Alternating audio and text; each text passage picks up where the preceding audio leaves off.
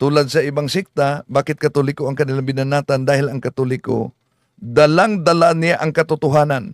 Ang simbahang Katoliko'y nanatili hanggang ngayon.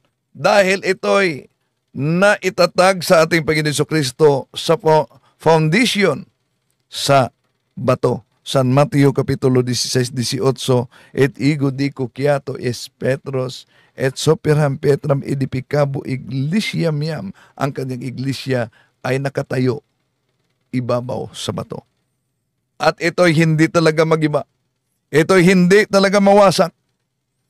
Pwede na masaktan sa mga nangyaring pang-abuso sa mga nagkasalang miyembro at nagkasalang mga ordained minister sa loob ng simbahang Katoliko. Pwede siyang masaktan. Pwede siyang mapahiya. Pero ang simbahang Katoliko'y mananatili. Bakit? Dahil merong divine promise ang ating Panginoon Jesucristo sa Mateo 28:20, en omnibus dibus osque en siculat siculorum. Hindi talaga babagsak ang simbahang Katoliko dahil may hula na sa Daniel 2:44, sa araw ng mga haring iyon ang Diyos sa langit magtatag ng kaharian. Kaharian na ang kanyang kapangyarihan ay di maagaw ninuman at di mawawasak. Ito'y gigiba ng mga kaharian. So ano bang kaharian na nagiba ng simbahang Katoliko sa kasaysayan?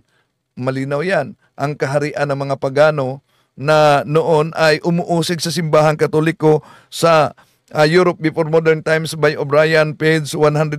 The principal reason why the Roman state tried to crush the church was a political one. The Roman government oppressed the people and ruled by force. Such a government cannot permit an organization like the Catholic Church to exist.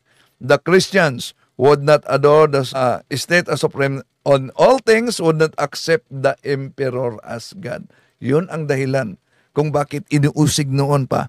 Pero ang dugo ng mga martyrs ay nagiging binhi ng ating pananampalataya.